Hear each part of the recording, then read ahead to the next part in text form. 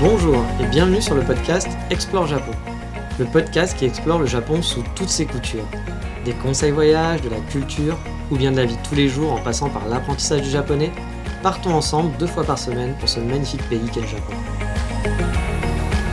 Bonjour à tous, dans cet épisode je vais vous envoyer vers la concurrence. Bah ouais, c'est pas ce que j'appelle avoir la fibre vraiment commerçante. Mais vous avez dû le voir, je ne suis pas vraiment dans le game de l'influenceur, je ne vais pas à la chasse aux likes et autres follow for follow. Mais par contre je vais vous inciter du coup à en suivre d'autres aujourd'hui, car il y a plein de chouettes podcasts qui parlent du Japon et qui sont vraiment très variés. Et je me suis dit que ce serait peut-être l'occasion de le découvrir si vous écoutiez que le mien. Alors, j'espère que c'est pas le cas, mais voilà, peut-être que vous les connaissez pas et donc ça sera l'occasion. Et à ce propos, je voudrais aussi vous remercier, j'en profite, parce qu'il y a de plus en plus de gens qui écoutent le podcast. Alors je pense qu'il y a certaines personnes qui ont dû parler de moi, des mecs justement un petit peu influenceurs, je ne sais pas, parce que mes chiffres montent. Alors ça ne sert à rien, parce que comme vous le voyez, il n'y a pas de publicité et j'en profite pas spécialement pour faire quelque chose, mais ça fait toujours plaisir. Et puis moi je suis toujours content, voilà, si en plus si vous pouvez faire une bonne retour sur Apple Podcast, c'est toujours plaisir d'avoir des bons commentaires pour voir que vous aimez. J'ai des gens aussi maintenant avec qui je discute régulièrement sur Instagram. Alors je peux pas discuter toujours avec tout le monde. Parfois je suis un peu en retard sur les messages, mais même pour mes amis je suis en retard, donc ne m'en voulez pas si je mets du temps à répondre à certaines de vos réponses, enfin de vos messages en tout cas.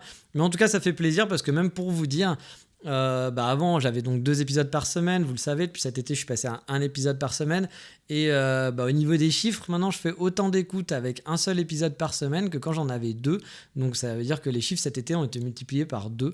Je ne sais pas pourquoi, mais tant mieux, et surtout j'espère que ce podcast vous plaît, voilà. Et n'hésitez pas justement à en parler, à faire un peu la promo. Comme vous avez vu, moi je suis pas très doué pour faire ça, je ne le fais pas beaucoup en tout cas, parce que je fais juste ça par plaisir, je fais pas ça pour gagner quelque chose, pour avoir de l'argent ou pour quoi que ce soit. Donc voilà, ça me fait plaisir de partager sur le Japon et j'espère que ça vous fait plaisir aussi de l'écouter. Et le seul truc que vous pouvez faire pour si vous aimez bien, c'est justement de partager ou de faire une petite note tout simplement sur Apple Podcast, ou d'en parler à vos amis et à votre chien, à je ne sais pas qui, à quelqu'un qui pourrait aussi lui aussi découvrir le Japon tous ensemble avec nous. Mais bon, on a dit qu'aujourd'hui on allait à la concurrence, donc on va arrêter de parler d'Explore Japon. Et donc on va aller dans déjà une partie qui va être plus tranche de vie. Alors il y a 2 podcasts qui vont vous faire découvrir de façon vraiment très différente la vie des immigrés au Japon, enfin des immigrés français au Japon. Et justement, le premier porte vraiment bien son nom, parce qu'il s'appelle un immigré au Japon. Alors bien sûr, le même laïus que d'habitude, tous les liens seront sur la page de l'épisode. Et puis sinon, de toute façon, il vous suffit de taper sur vos Apple Podcasts, Spotify, les mots que je suis en train de dire, immigré au Japon, pas très compliqué à trouver. Alors son podcast à lui existe depuis 2017, donc il est quand même assez vieux, avec un rythme de publication qui est plutôt décousu par contre. Même si j'ai l'impression que cette année, il a essayé d'en faire 1 par mois. Mais depuis le mois de juin, par exemple, il n'y a plus de nouvel épisode. Mais bon, on va pas le juger parce que c'est vraiment quelque chose de très tranche de vie. Donc c'est pas un podcast avec une thématique vraiment très précise où tous les jours on va en sortir. Et j'ai envie de dire pourquoi pas, les podcasts c'est bien aussi, ça arrive dans nos oreilles, on a des notifications, on n'est pas obligé d'en avoir un tous les jeudis ou tous les lundis ou tous les mardis comme moi par exemple je le fais. Moi personnellement ça me pose pas de problème. Alors le format par contre en termes de temps, il va ressembler aussi beaucoup à Explore Japon, vu qu'il dure en moyenne entre 10 et 20 minutes, ce qui est à peu près aussi le cas d'Explore Japon. Parfois on fait un petit peu plus, mais dans l'ensemble c'est souvent un podcast court que j'aime bien faire là-dessus.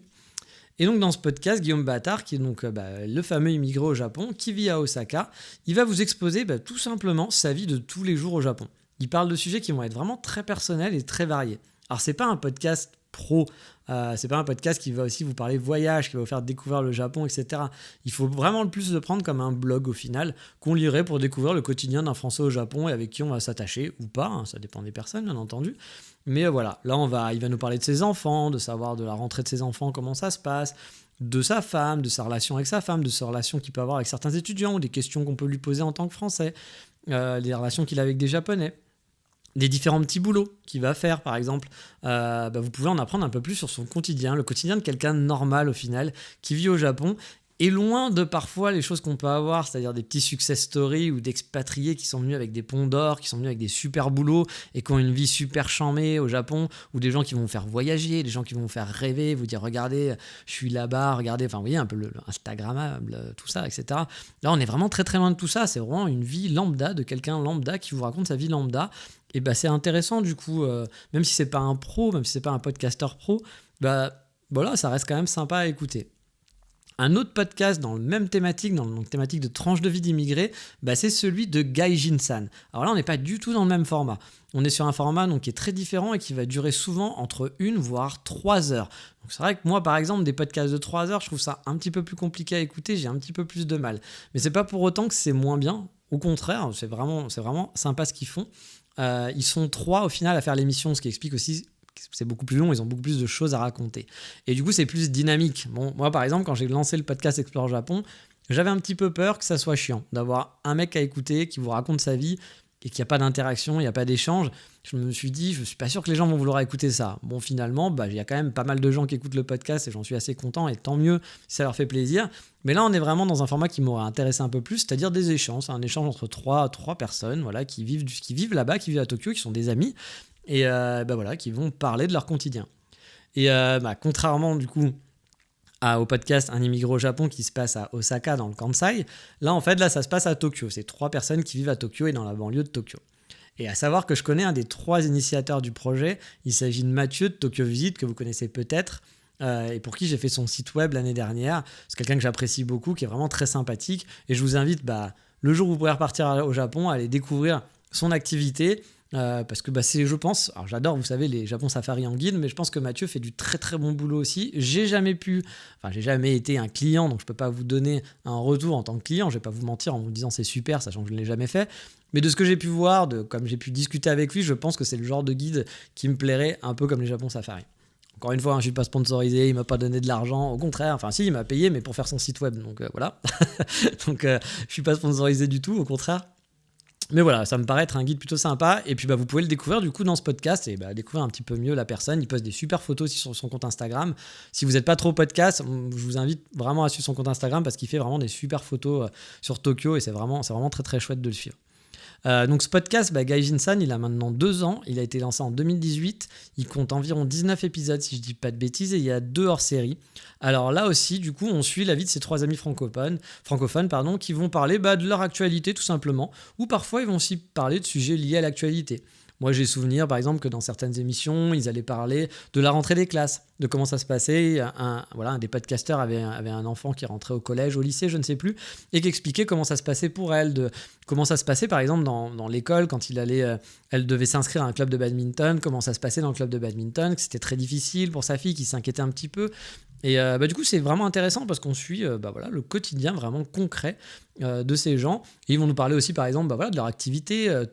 Mathieu, par exemple, quand il y a eu le début du coronavirus, a commencé à parler un petit peu des complications. Ils ont tous des complications parce qu'ils sont en freelance, etc. Donc, franchement, c'est chouette à écouter. Moi, j'aime bien ce genre de podcast qui va vous présenter le pays, bien sûr, mais on rentre dans un vrai concret. On n'est pas dans un pays imagé, on n'est pas dans un pays voyage, on n'est pas dans un pays « regarde comme c'est beau ». C'est vraiment des questions qu'on pourrait se poser ou bien des problématiques qu'on pourrait avoir si on vit au Japon ou que j'ai eu moi par exemple en vivant au Japon. Et moi j'aime vraiment beaucoup ce genre de podcast, plus que les podcasts sur le tourisme en général, mais parce que je suis un peu moins vacancier peut-être. Et au final les deux sont bien parce que aussi c'est bien de découvrir, même en étant vivant sur place, c'est bien de découvrir des nouvelles régions ou de découvrir des gens qui voyagent à travers le Japon parce que on apprend plein de choses. Mais là du coup c'est sympa aussi parce qu'on apprend un peu plus en profondeur. Même si parfois le sujet va pas nous intéresser ou nous concerne pas vraiment. Moi j'ai pas d'enfant par exemple, donc savoir comment se passe la rentrée d'une petite fille au collège, ça me touche pas spécialement, mais c'est quand même intéressant de savoir tout ça et de mieux connaître du coup comment marche le Japon à l'intérieur. Et donc je vous conseille vraiment d'écouter ces deux podcasts pour le coup, pour vous faire vraiment une idée précise de la vie au Japon. Ou bien simplement de la comparer avec la vôtre, tout simplement. Et encore une fois, on n'est pas dans des success stories, ce ne sont pas des gens qui ont réussi dans leur vie. Je ne dis pas qu'ils ont des vies de merde, attention, mais ce n'est pas des gens qui sont entrepreneurs, qui gagnent des milliers d'euros tous les mois. Non, c'est des gens normaux comme vous et moi. Enfin, peut-être qu'il y a quelqu'un qui écoute ce podcast et qui est millionnaire, je ne sais pas. Mais c'est des gens normaux, donc du coup, c'est plutôt intéressant. Moi, j'aime bien ce côté-là, même si c'est parfois bien d'avoir des success stories, d'avoir des jolies histoires, mais de suivre les histoires de gens normaux, ça fait plaisir aussi. Et donc, on va ensuite enchaîner sur d'autres podcast que j'ai mis un peu ensemble dans la même catégorie, même si finalement ils ne se ressemblent pas du tout, mais je vais vous expliquer pourquoi. Alors le premier, donc, c'est celui de la librairie Yokai, dont je vous ai déjà parlé dans un précédent coup de cœur du moment, et aussi d'un podcast qui est peut-être le plus connu traitant sur le Japon, je pense, c'est Mensetsu. Et donc, contrairement aux podcasteurs précédents, là, les 2 animateurs ou podcasteurs sont des vrais fans de podcasts, ça se sent dans leur production, c'est très léché, c'est très bien travaillé, mais c'est pas pour autant des pros. Voilà, comme je vais peut-être vous en parler un petit peu plus tard, il n'y a pas ce côté très radio, voire trop radio, mais on voit que c'est des gens qui sont passionnés par ce qu'ils font. Et pourquoi j'en parle ensemble ? Parce que la personne qui fait le podcast de Mensetsu participe à la librairie Yokai aussi, donc c'est pour ça que je les ai mis dans la même, ils sont des amis, je suppose, et je les ai mis du coup dans la même bulle, on va dire. Donc là, le premier podcast, c'est donc la librairie Yokai. Je vais pas aller trop dans les détails parce que j'en ai déjà parlé, mais ça va parler de surnaturel. Du coup, c'est un podcast qui va être vraiment très spécifique. Ça va pas pour vous permettre de rentrer dans la vie quotidienne des Japonais, ni de vous faire du tourisme, mais par contre, vous allez pouvoir découvrir les mythes japonais, et c'est vrai qu'il y a très peu de blogs, très peu de sites, et pas du tout de podcasts qui en parlaient. Et du coup, c'est plutôt chouette, c'est très instructif, c'est original du coup, et bien fichu. Donc si vous aimez le Japon, vous vous laisserez sûrement happer par les contes fantasmagoriques de la librairie Yokai, et vous pourrez du coup découvrir un petit peu plus la culture japonaise, parce que les yokai, c'est quelque chose d'important dans la culture japonaise. Donc vraiment intéressant, je vous invite fortement à l'écouter. Et le deuxième, qui est donc je pense plus connu, c'est Mensetsu. Et là, comme je vous l'ai dit, ça n'a strictement rien à voir au niveau du sujet, vu qu'on va être dans l'interview de Français au Japon. En gros, il y a déjà 25 épisodes depuis 2017, et en moyenne, on va tourner sur une durée de 2 heures pour les podcasts, pour les épisodes. Mais c'est un super podcast au final pour découvrir l'expérience de Français avec des activités et des parcours qui vont être vraiment variés, qui sont venus s'installer au Japon. Si par exemple votre but à vous aussi, ça peut être de vivre au Japon et de venir un jour vous installer au Japon, je sais que beaucoup de gens en rêvent, il y a beaucoup de gens aussi qui réfléchissent pas beaucoup par rapport à ça et qui pensent que c'est très facile d'aller s'installer au Japon, et non, c'est pas si simple que ça. Là, via ce podcast, vous allez pouvoir avoir des clés, savoir qu'est-ce qui est compliqué, comment les gens ont fait, vers quoi ils sont orientés, comment ça s'est passé, les problématiques qu'ils ont eues, est-ce que tout se passe bien maintenant, parce qu'il y a aussi beaucoup de gens qui imagent et qui adorent, idolâtrent le pays, mais finalement quand ils y vivent, c'est pas la même chose, c'est plus compliqué. Donc du coup, écouter ce genre de podcast peut être bien pour se faire une bonne idée justement sur comment ça marche et comment faire. Et franchement, c'est sûrement l'un des meilleurs podcasts sur le Japon. Donc je vous encourage aussi, là encore une fois, à écouter ce podcast. De toute façon, pour l'instant, les 4 podcasts dont je vous ai parlé, je vous encourage vivement. Il y en a d'autres où je vais vous en parler, où c'est peut-être un peu plus spécifique, un peu plus... avoir un peu plus envie peut-être. Mais là, ceux-là, je vous invite vraiment à les écouter parce que c'est vraiment de la bonne qualité. Et même si c'est des choses très différentes, c'est très très enrichissant.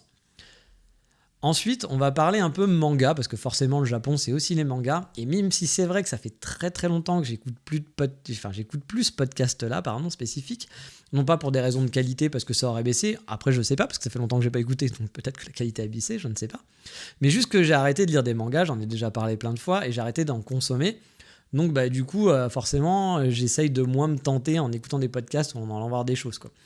Mais à l'époque où j'achetais beaucoup de mangas, il y avait un podcast que j'aimais beaucoup qui était tenu par mon ancien libraire spécialisé Ayaku Shop à Paris. Et le podcast s'appelle Mangakas. Lui aussi, il est très très connu. Je pense qu'en termes d'écoute, il doit exploser tous ceux dont je vais vous parler aujourd'hui. Mais il faisait la part belle du coup aux nouveautés manga et dans une ambiance qui était fort sympathique avec plusieurs chroniqueurs. Il y avait des émissions spéciales aussi, si je me souviens bien, sur l'industrie du manga avec des invités qui étaient comme par exemple des petits éditeurs ou des grands éditeurs, des gens qui tournaient autour de l'univers manga. Du coup, c'était très intéressant parce que c'était pas juste raconter le dernier Naruto ou le dernier manga shoujo à la mode. Il y avait aussi des épisodes qui parlaient de l'industrie avec des vrais gens, avec des vraies personnes qui travaillent dedans, qui permettaient de mieux comprendre comment ça marchait, de mieux appréhender tout cet univers, surtout si ça vous intéresse au final. Après, vous pouvez être juste un lecteur qui aime juste s'évader et lire, dans ce cas-là, ça suffit. Mais si vous avez envie d'en savoir un petit peu plus, c'était vraiment chouette. Bon, après, il y avait un humour, je dois avouer, qui était un petit peu spécial, parfois un petit peu, comment dire, pas gros, mais gras, un petit peu gras, qui pouvait arriver et qui peut ne pas plaire à tout le monde. Moi, personnellement, c'était pas forcément ce que je kiffe en termes, c'est pas ce qui va me faire rigoler, mais ça me gênait pas. Mais il y a des gens qui peuvent peut-être être gênés par ce genre d'humour. Bon, après, allez écouter et faites-vous un avis, puis à vous de voir, tout simplement. Mais vraiment, le contenu était super intéressant et surtout, ça permettait aussi de découvrir plein de nouveaux titres dans une ambiance, moi, que je trouvais plutôt sympathique avec des gens qui avaient l'air sympas. Et je connaissais mon libraire qui était quelqu'un de très sympa et passionné. Du coup, c'était vraiment un podcast sur les mangas qui était hyper chouette. Et en plus pro, parce qu'on voyait que les gens travaillaient leur sujet. Le podcast existe maintenant depuis des années. Il est toujours en activité. Je vais pas vous dire le nombre d'épisodes qu'il y a parce qu'il y en a une chier. Mais voilà, c'est très très chouette, surtout si vous aimez les mangas et l'univers qui est autour. Ensuite, on va aller dans des podcasts un petit peu plus pro. Alors, avec le podcast qui est un podcast commandé par le magazine Society, si je dis pas de conneries, en partenariat avec Vivre le Japon, qui est une agence de voyage assez connue sur le Japon. Ici, donc, on va pas être dans la tranche de vie ou d'une podcast plus naturel. On est dans du contenu qui fait très pro. Pour l'instant, il n'y a que 2 épisodes. Ils étaient bien partis, mais Covid oblige, j'ai l'impression que c'est un peu mis en parenthèse, je ne sais pas ce qu'il en est. Comme je vous l'ai dit, on est dans le pro. Ça fait très podcast radio, avec des chroniqueurs, des invités, des interviews, avec un son très radio. Il y a des moyens derrière, on voit qu'il y a de l'argent. C'est pas moi qui fais mon podcast tout seul à la maison, ni comme un immigré au Japon qui fait ça avec un petit micro qu'il a acheté pas cher ou quelque chose comme ça. Là on sent qu'il y a vraiment du vrai moyen derrière, qu'il y a des équipes techniques, que c'est pas un mec qui fait ça ou 2 amis qui font leur podcast parce qu'ils sont fans du Japon. Mais c'est pas pour autant que c'est inintéressant. Mais voilà, par exemple, on peut entendre plein de petits sons, des sons du métro parfaitement enregistrés pour illustrer, pour donner un peu une ambiance sonore. Du coup, c'est vrai que c'est plaisant. Mais du coup, c'est un autre environnement. Et il y a des gens qui préfèrent des podcasts qui vont être un petit peu plus naturels que le podcast très carré radio. Mais pour moi, ça n'enlève pas pour autant la qualité. La première saison se passe à Tokyo. J'ai a priori compris qu'ils allaient faire plusieurs saisons et qu'ils allaient bouger suivant les saisons. Mais vu comment ça évolue, je ne sais pas trop ce que ça va donner. Parce que j'ai l'impression que pour l'instant, c'est un projet tué un peu dans l'œuf. Parce qu'ils avaient lancé le podcast en disant, un peu en grande pompe, parce qu'ils ont eu beaucoup d'écoutes, ils ont fait de la promo autour. Voilà, encore une fois, par rapport aux podcasts que je vous ai parlé avant, derrière, il n'y a pas un studio qui travaille, etc. Là, on voyait qu'il y avait des moyens, qui voulaient faire quelque chose. Mais finalement, il n'y a que 2 épisodes. Depuis le mois de mars, il n'y en a pas de nouveaux. Donc, est-ce que c'est à cause du Covid ? Est-ce que c'est parce qu'ils comptaient envoyer des gens sur place ? Et je ne sais pas. Mais en tout cas, pour l'instant, c'est pas... Voilà, j'ai un peu peur que ça soit tué dans l'œuf. Mais en tout cas, les premiers épisodes avaient du potentiel et ça pourrait faire vraiment un très bon podcast. Donc, à voir, croisons les doigts pour que ça continue. Et on va continuer encore dans le pro avec les podcasts de France Culture qui sont dédiés au Japon. France Culture, vous connaissez, c'est une radio très connue. Et ils ont beaucoup de podcasts, comme toutes les radios maintenant. Et ils ont une série de 4 émissions sur le Japon. Il suffit de faire la recherche, pareil, j'ai mis un lien, qui sont vraiment variés. Il va y avoir par exemple un épisode sur les kamikazes et les samouraïs. Il va y avoir un autre épisode sur la place de la femme au Japon. Chaque podcast va durer 50 minutes. Et donc, il y a 4 épisodes sur le sujet. Mais France Culture propose aussi d'autres podcasts. Il me semble qu'il y a 4 podcasts dans la série Entendez-vous l'écho. Alors, pour être totalement honnête, je ne les ai pas encore écoutés. Je les ai mis dans ma liste de choses écoutées, mais je n'ai pas écouté, donc je ne sais pas ce que ça vaut. Mais je sais qu'il y en a un à propos de l'histoire du Japon et de l'évolution de la société japonaise. Donc, on va parler de l'ère Meiji, on va parler après la guerre, on va parler d'époque actuelle, d'époque Edo. Donc, en fait, j'ai l'impression qu'il y a 4 épisodes qui font un peu un ensemble sur l'histoire du Japon moderne, on va dire, depuis l'ère Edo jusqu'à l'époque actuelle. Je ne sais pas si c'est hyper intéressant, mais en tout cas, j'avais envie, ça donnait envie, et je pense que vu que France Culture, normalement, ne fait pas des choses trop mauvaises, ça devrait être assez chouette pour justement apprendre un peu plus sur l'histoire du Japon. Et ensuite, je vais vous parler d'un podcast, là encore une fois, que je n'ai pas écouté, mais qui est aussi dans ma liste. Alors pareil, je ne vais pas vous dire ce que ça vaut, je ne vais pas vous dire si c'est super, s'il faut foncer dessus, mais j'avais trouvé ça original, mais ça m'avait fait quand même un petit peu peur, et je vais vous parler pourquoi. Parce qu'il parle du Japon, bien entendu, mais en fait, il met en valeur des travaux universitaires qui, a priori, on n'accède pas forcément facilement. Donc des travaux universitaires, c'est-à-dire des chercheurs, des enseignants qui ont fait des thèses sur le Japon, sur des choses très pointues. Et c'est vrai que c'est des documents qui peuvent être, à mon avis, très intéressants, mais auxquels on n'a pas accès. Et j'ai trouvé que l'idée était un peu bonne. Après, j'espère juste que c'est un petit peu vulgarisé pour que le plus grand nombre puisse s'y intéresser et que ce ne soit pas quelque chose qui soit vraiment juste pour des universitaires ou pour des chercheurs et qui soit du coup peut-être un peu trop pompeux ou peut-être qui peuvent être sûrement passionnants, mais qui peuvent être moins faciles d'accès. Mais je ne les ai pas écoutés, donc je ne sais pas du tout ce que ça vaut. Donc ça s'appelle Le Japon en perspective. Il y a 5 épisodes à ce jour et il est tout nouveau, ça date de 2020 et il a l'air de continuer. Donc dès que j'aurai un petit peu de temps, je pense que je vais essayer de les écouter et je vous en reparlerai peut-être dans un coup de cœur du moment si j'ai vraiment kiffé, ou à vous de me dire oh non, surtout écoute pas ça parce que c'est insupportable, ou alors me dire non mais fonce, que tu vas voir, c'est vraiment très intéressant. Si vous avez déjà écouté, n'hésitez pas à m'en parler. Et on va continuer encore là dans le pointu. Là aussi, j'ai pas écouté tous les épisodes pour l'instant, mais dans ma liste, j'en ai écouté quelques-uns pour voir. C'est le podcast du studio CCI France. Alors dit comme ça, on a l'impression que c'est un truc de jeune, un truc cool, mais non, en fait, le CCI, c'est la Chambre des commerces et d'industrie. Et partout dans le monde, la France a des bureaux de Chambre des commerces et d'industrie pour aider les entrepreneurs français à s'implanter dans les pays. Et au Japon, forcément, il en existe. Il y a un CCI à Osaka, il y en a un aussi à Tokyo. Et donc la LCCI Japon spécifique a décidé de faire un podcast, donc c'est assez nouveau, je crois que ça date de cette année, et ils font à l'intérieur des entretiens d'entrepreneurs qui s'installent au Japon. Alors attention, là on va pas être dans l'interview de Michel, le guide pour touristes à Hiroshima, ou Robert qui a ouvert sa crêperie à Fukuoka, non, on est dans la grosse industrie et des grands noms ou des entreprises quand même de taille quand même assez conséquente. Il y a déjà 6 épisodes et ils veulent suivre un rythme de 2 épisodes par mois, donc à voir sur le long terme ce que ça donne. J'espère juste que ça va un peu se diversifier justement et ne pas avoir des retours d'expérience que de grands groupes, même si c'est chouette parce qu'avoir que des retours d'expérience de mec qui est parti tout seul ou qui a monté sa société avec ses 40 000 euros et qui travaille à 2 dans sa petite boîte ou dans sa petite crêperie avec sa femme, c'est intéressant, mais c'est bien aussi d'avoir des retours de grands groupes aussi parce que voilà, c'est varié, ça permet de voir un peu les difficultés et autres des expériences japonaises. Mais voilà, j'espère que ça va être un peu plus varié que ce que j'avais écouté où c'était vraiment trop centré sur les grands groupes et pas trop centré justement sur ce que j'aime bien moi, c'est-à-dire leur retour d'expérience, mais c'était un petit peu plus... c'est des grandes sociétés, donc on va moins se dévaloriser, on va moins parler des mauvais côtés et on va plus essayer de vendre son projet. Du coup, ce côté-là, j'aimais un petit peu moins, mais ça restait quand même intéressant et j'ai pas encore tout écouté, donc peut-être que je suis pas tombé sur les bons épisodes, mais à voir pour la suite. Mine de rien, ça s'écoute et c'est quand même intéressant, sinon j'en aurais pas parlé. Et le dernier podcast dont j'aimerais vous parler, voilà, on va finir avec celui-là, c'est un petit podcast qui a plus d'1 an maintenant et qui a quand même 89 épisodes. Il s'appelle Explore Japon. Alors oui, vous vous en doutez, vous le connaissez et j'espère qu'il vous plaît toujours autant et que vous avez appris plein de choses et que vous êtes content de m'accompagner dans cette aventure. Et pour le numéro 100, on s'y approche, c'est plus si loin que ça va être dans quelques mois. Je sais pas encore ce que j'aimerais faire, mais j'aimerais faire un truc un peu spécial. Et j'aurais bien aimé, je me suis dit, faire une émission spéciale FAQ. Mais pour faire une émission FAQ, il me faut des questions. Sans questions, je ne peux pas faire de réponse. Donc, ça serait une émission un peu spéciale. Donc, je vous répondrai à vos questions, qui soient personnelles, c'est-à-dire sur ma vie, sur moi, sur mes projets, sur comment ça s'est passé, sur pourquoi. Toutes les questions que vous vous posez. Si j'aime les animaux, les questions les plus incongrues au monde, j'essaierai d'y répondre. Ou bien sur des questions de voyage en termes généraux. Me demandez pas de préparer votre voyage parce que je peux pas faire une émission FAQ en vous disant si vous partez 3 jours il vaut mieux aller là. J'ai déjà fait des émissions là-dessus. De temps en temps je réponds aussi à des personnes qui me posent des questions comme ça dès que je peux, mais plus des questions plus vagues sur le voyage, je ne sais pas, que vous avez, ou bien des questions sur le Japon en général, sur la vie au Japon.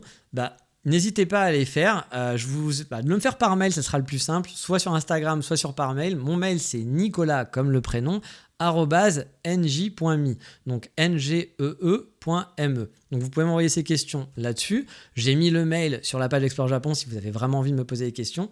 N'hésitez pas du coup à le faire. L'épisode 100 sortira pas avant la fin de l'année, donc il y a un petit peu de temps, mais je vais voir si j'ai pas eu beaucoup de questions de votre part. Je vais pas faire une émission pour juste 3 questions. Et bien sûr, si vous avez une question urgente, j'essaierai d'y répondre directement par mail et d'en parler ensuite dans le podcast, parce que le podcast, je sais pas exactement, mais à vue de nez, il sortira sûrement en octobre ou en novembre. Donc si vous avez une question très urgente, n'hésitez pas à le préciser aussi, parce que je répondrai pas forcément à votre mail, à votre question directe, sauf si vous me le demandez en me disant j'aimerais bien avoir la réponse rapidement avant le podcast, quoi. Donc voilà, n'hésitez pas à me faire un petit mail et si ça vous intéresse, déjà même si vous trouvez l'idée pas mal, n'hésitez pas à me contacter ou m'envoyer même la question sur Instagram pour ceux qui me suivent sur Instagram.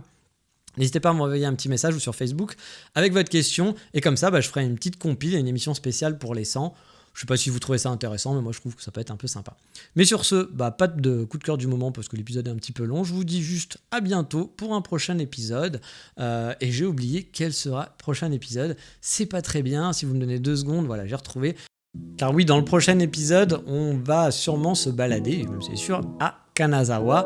Donc je vous dis donc à bientôt et n'hésitez pas donc à faire un petit mail pour la FAQ pour voir si je fais cet épisode ou non. Je vous dis à bientôt pour la semaine prochaine pour aller à Kanazawa et se balader. Ciao, bye bye, mata.